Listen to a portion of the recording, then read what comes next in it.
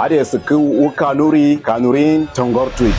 Emi imboze bra ina sarasti. Ina alfahari da kasancewa Bahaushe. Ni abuwa shangu ba meware hubego. Ami monyimu mamboko mi samide yiku ojiriwa zepo. Me indi maleza kan dijitirina. Ni pise adagan maleza. Inyada alfahari ikasanchago dun fulbe. Mappa yala na agba wana gashi bubasa. Na musungirindire. Mere murukuma da ne pare lo mengirindire.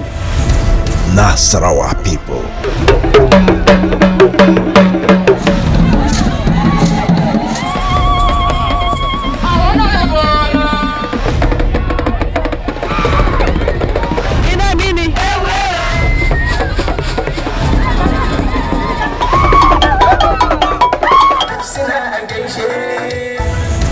Nasarawa people. Culture, origin, festivals, customs, and cuisine of the people.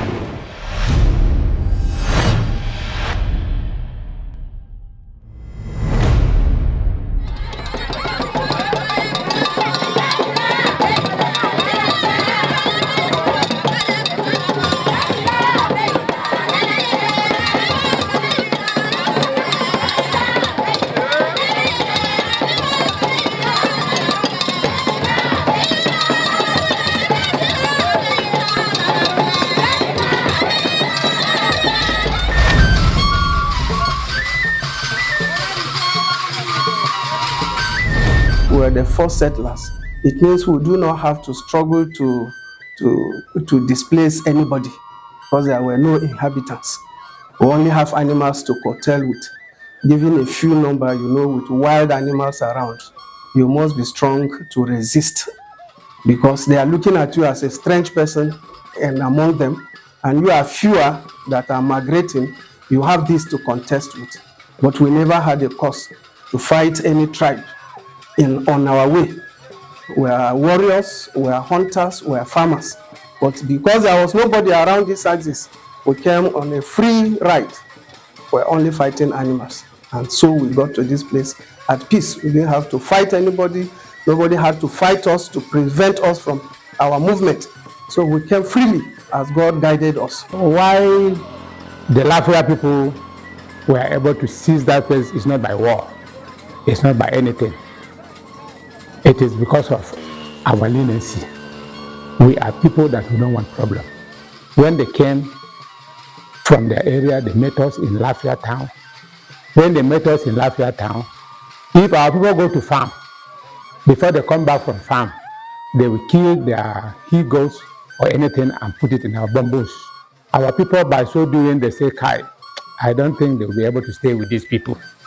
What they will do, they should allow them to stay and shift a little. So we shift from Lafia to Anene. Anene is just close to Lafia there. We left the place for them and we said they should stay in peace. That is why Lafia name inherits from. We say stay Lafia. So that is the reason why. And we and the people there, the Kanuris, in fact, there will never be a time that we have problem with them.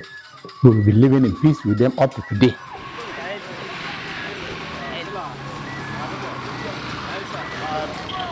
It's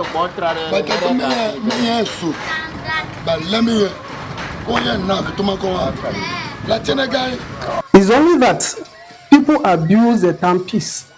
That you sought for peace or that you choose to live in peace does not make you a fearful person. The Migili man is a peaceful person. He can forsake whatever thing he treasures in his life in order to gain peace.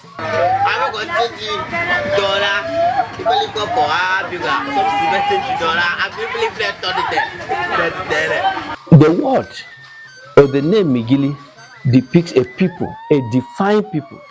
And so any other person to a Migili man does not qualify by that word, Migili.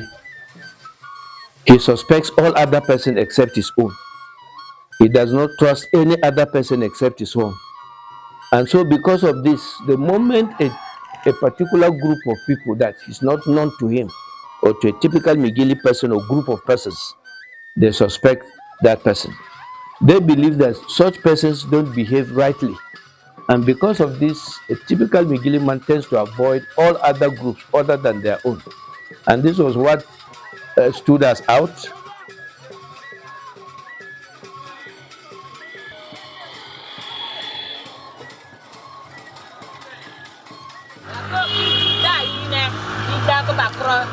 Well, honestly speaking, we, the Migili speaking people, we are people that live in peace with our neighboring brothers. Like me here and Doma. Doma people are my brothers. Myself and them, we are brothers, we live in common. Sometimes I will from here go and meet the Andoma, I greet him and come back and stay. I will go to Kiana, Obi, and other places because we are brothers. And I always tell my people they should maintain peace. They should maintain peace. They shouldn't have any crisis within the nearby villages or the nearby communities that are with us, so that we will live in peace, Nasarawa in particular.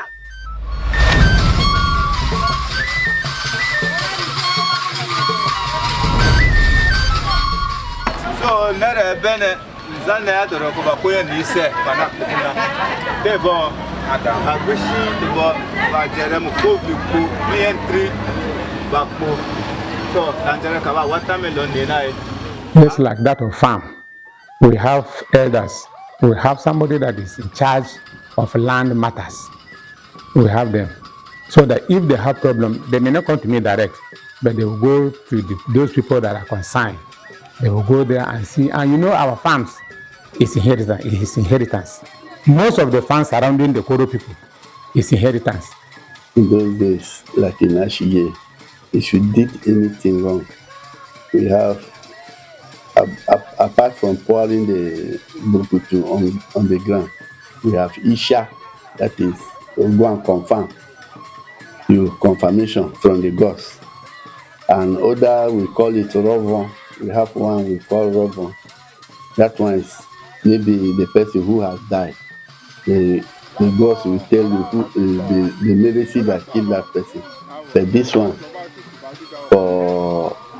it has not been practicing now, but it's applicable to Migili people. It's only this Christianity that is debating the something. But if not now, presently now, if somebody did anything wrongly in Ashiye, we have a way that the elder will do and know the person.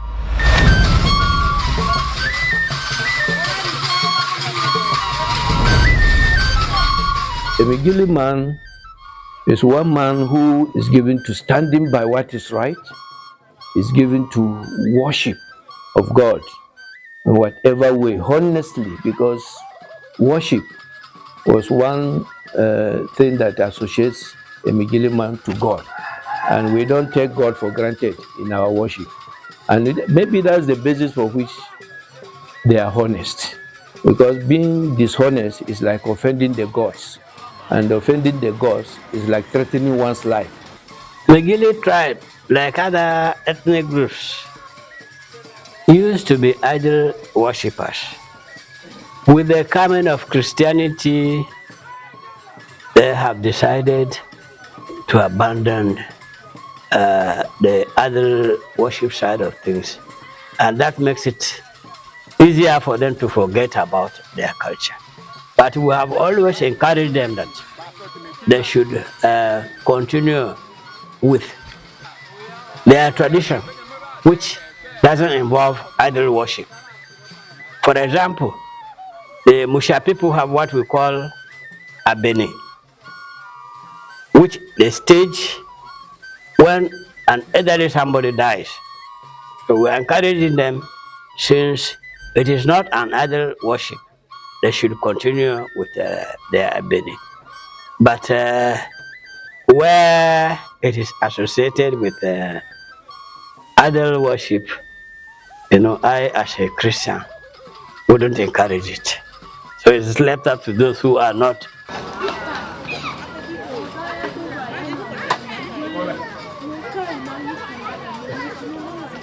And one remarkable thing is that if you go to every Migili village, even today, you go to any Migili village, you will see a small brown hut in the middle of the town or village, and that is what they call Kuyo do. That is the room belonging to the masquerade.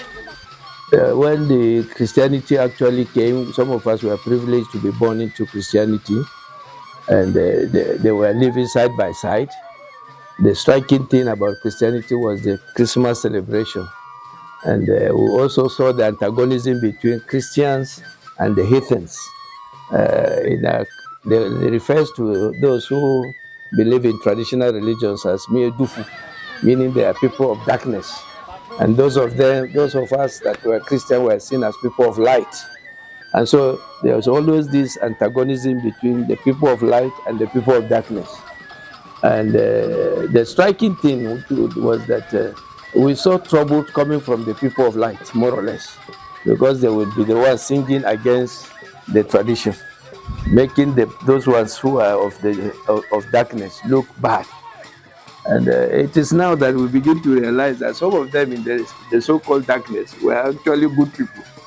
But while we were growing as young people, we saw those of them that of the traditional religion as purely bad. But even with this kind of antagonism, they live amongst themselves without any let of hindrance.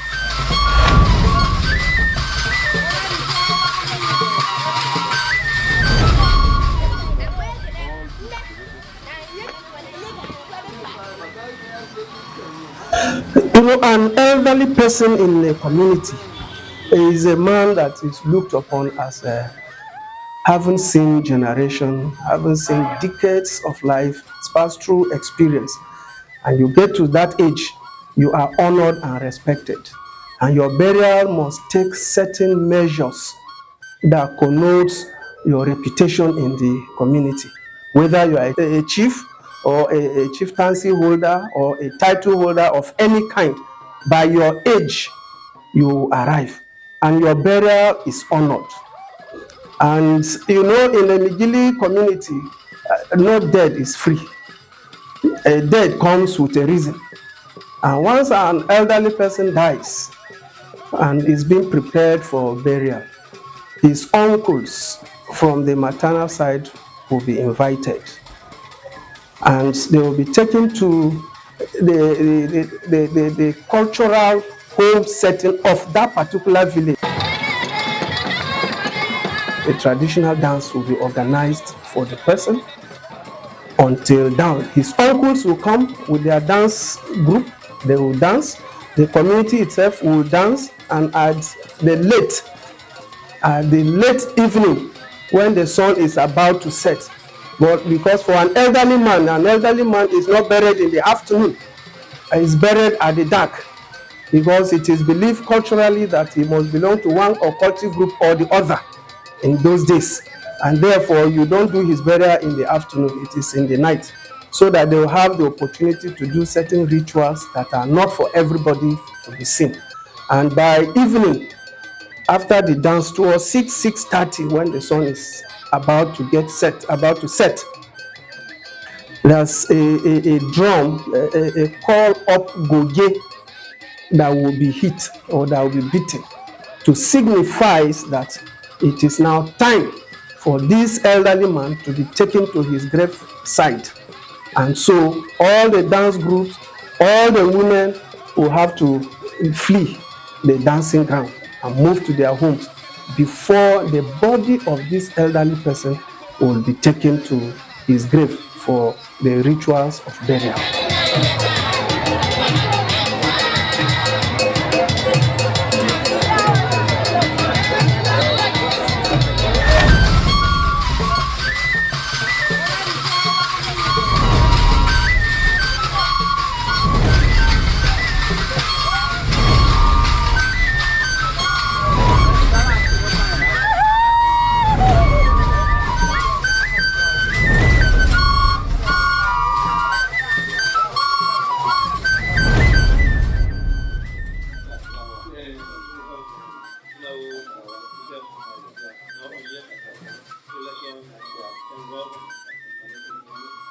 The traditional title of a king or a chief is called Je. And to become Je, you must be a male and of that village, because our traditional title is attached to your village. If you are a chief or a king, it's of your village and not of any other person's village. And that's why you have Je Gidinye, you have Je Gidausa, Je Shige, Je Duglu, Je Atukpo, and so on. Usually, whenever there's a vacancy as far as the leadership is concerned, the elders come together to decide who will be their leader. And by so doing, they have sub-clans within themselves. For example, a clan may be divided into A, B, C, D. And once A has produced a leader, when that leader passes away, it will then be the turn of B to produce another leader. And when the seat becomes vacant, it now moves from B to C, depending on how many divisions they have in the clan. When the rotation comes to your house or your family, it is the first son that goes for it, with the approval of his uncles from the maternal side. And your maternal uncles will accept that yes, you can take that responsibility, and then it becomes yours. It becomes yours. After satisfying certain simple condition of being a nice person that the entire village or community will accept, because the leadership is not for every person with wrong characters. I was told it's inheritance. Like me, when I was to give, I was to be appointed to the district head of Mushahia, I refused. They came to me more than many times. I told them I am the last one of my father and I don't want insult. I don't want to come into that system. I want to be a free person. They later on convinced me and I accepted it. When I accepted it, in fact, I have to go into prayers, fasting for 1 month. And God showed me that go and do it. That is why, and I thank God, since I come to the throne, I have never had any problem at all. Even with my own community, or my community have problem with other communities. I have never, the whole clan, nothing at all, because of the honesty we have. And once you become the traditional ruler of the place, the Je of your village, you are entitled to now appoint your council.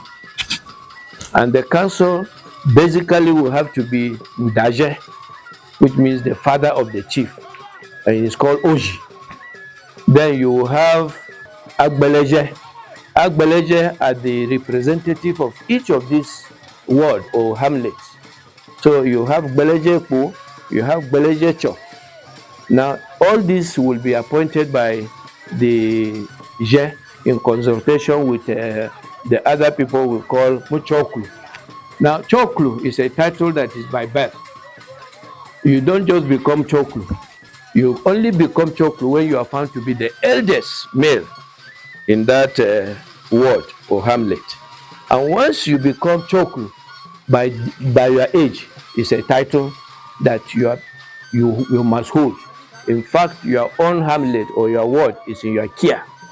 You direct the affairs of that along with the Je. You appoint people into titles that belong to your kuklu, meaning what?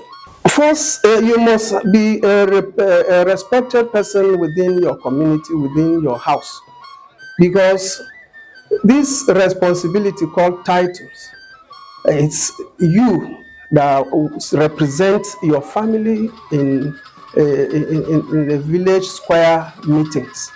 And based on the titles that are given, you will be able to ascertain the next house that the stool will move to, right? Whoever takes, there are certain positions that are always given to the next family that takes the leadership of that chieftaincy in that community. So you must be a responsible person. You must be loyal to the present king, and you are nominated by your own family to be the one to take the title that is to be given to your family.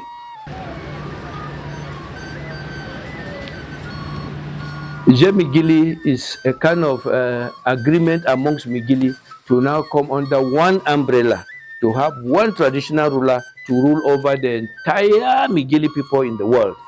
When I became a traditional ruler, there was a sort of a gentleman's agreement within the Migili ethnic group.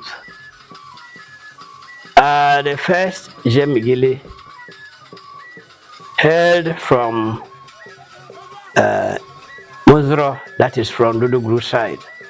The seat of government was to move from Duduguru to Musha. It was God's plan that I decided to contest, and I then won. And we have now agreed that as from now on, if I am no more today, the seat of government or seat of Migili will move from here to Gwadenge. And from Gwadenge, it will go to other clans. We have made an arrangement so that the selection will be made by the selectors from within a particular area. For example, if it moves to Gwadenge, only people from Gwadenge, Akareku, Akanga, and other neighboring villages of Gwadenge will contest for the position of Migili. And then from there, when it becomes vacant again, the Duduguru block, that is Mazro, they will now contest. It will be only Mazro will be allowed to contest. If we say transparency, yes, we look for somebody that is suitable from within that block. And if it is to make things easier for us, well, once it is a turn of a particular area to produce the leader, then the other people, that is not their turn, they have to be patient and wait until when it is their own turn. So rotational has its own advantages. The Migili people practice a rotational system of government, and they also produce leaders by the means of making sure their brothers also participate.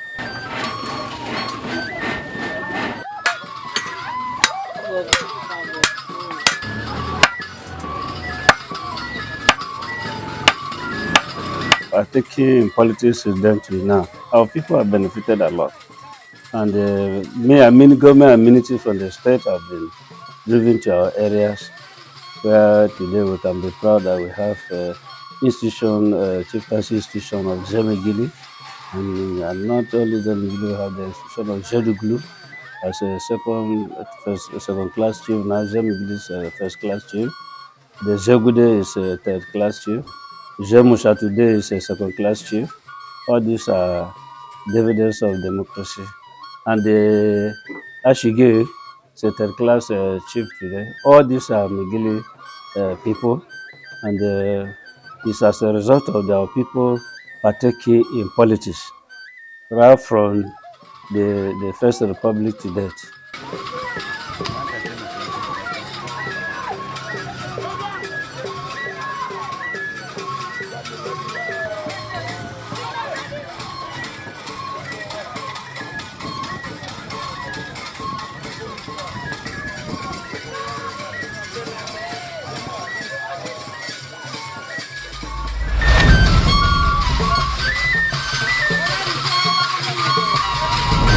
Two things are involved. Before the westernization, you stay with your parents, and in the community, almost everybody is the same language, and that's the only language you know how to speak. That's the only language you are growing up with. You know, you are born and raised in that language. You communicate in that language.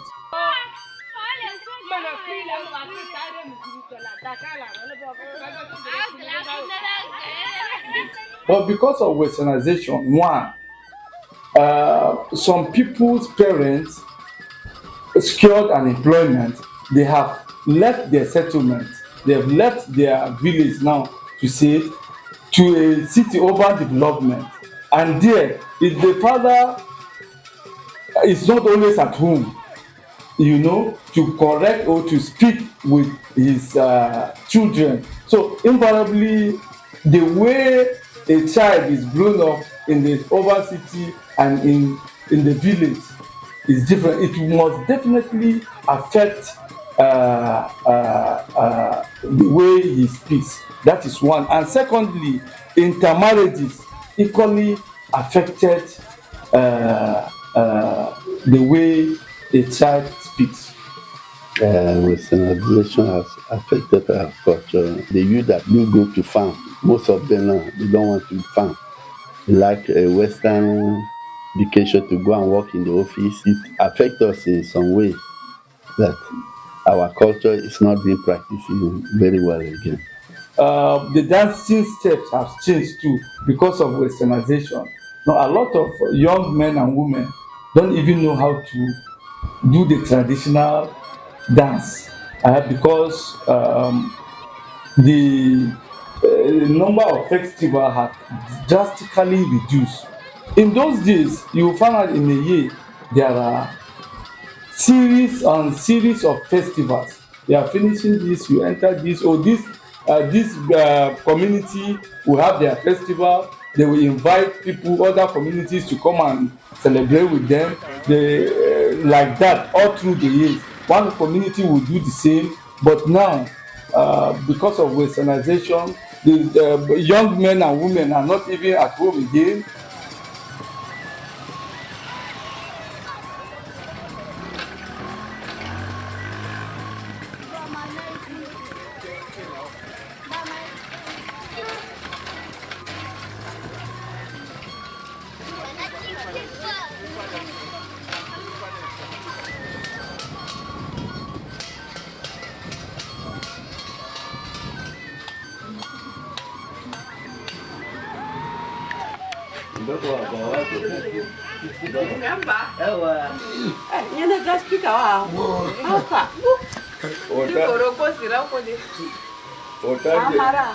There is a great impact of westernization.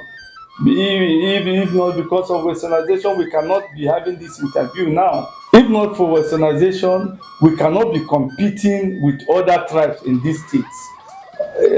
We have schools, get child education. We have so many women as commissioners in these states, and it's because of the Western education.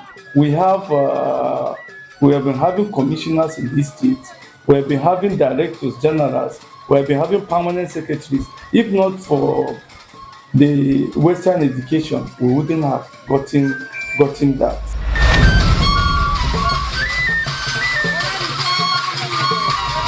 To say that the children of today will return to what life used to be in the past, that is not true.